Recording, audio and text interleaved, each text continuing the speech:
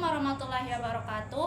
Perkenalkan, nama saya Dinda Rauf dengan NIM 013014250666, jurusan Manajemen Pendidikan, Fakultas Ilmu Pendidikan, Universitas Negeri Gorontalo.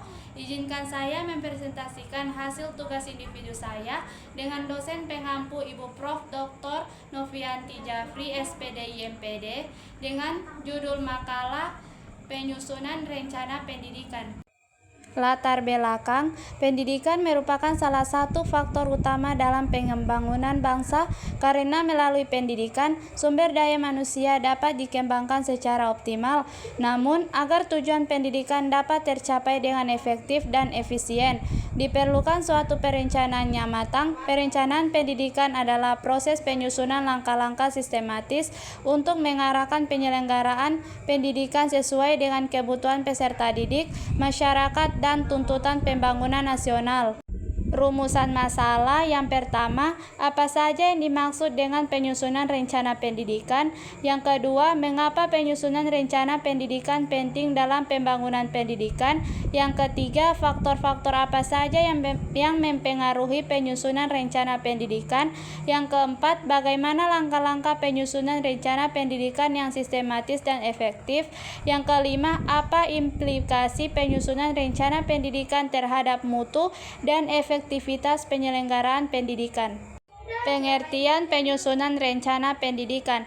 Penyusunan rencana pendidikan adalah proses sistematis dalam merancang, menetapkan, dan mengorganisasi berbagai program, kegiatan, serta penggunaan sumber daya pendidikan, manusia, dana, sarana, prasarana, dan waktu, agar tujuan pendidikan dapat tercapai secara efektif dan efisien.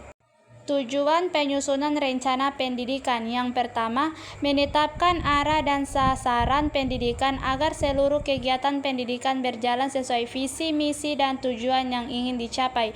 Yang kedua, menentukan prioritas pembangunan pendidikan, membantu memilih kebutuhan yang paling mendesak dan penting untuk segera dipenuhi.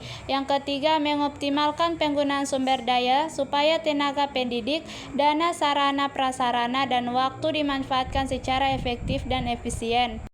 Fungsi penyusunan rencana pendidikan. Yang ke-1, sebagai pedoman pelaksanaan. Kedua, sebagai alat koordinasi. Ketiga, sebagai instrumen pengendalian. Keempat, sebagai dasar pengambilan keputusan. Kelima, sebagai alat evaluasi. Keenam, sebagai sarana efisiensi dan efektivitas.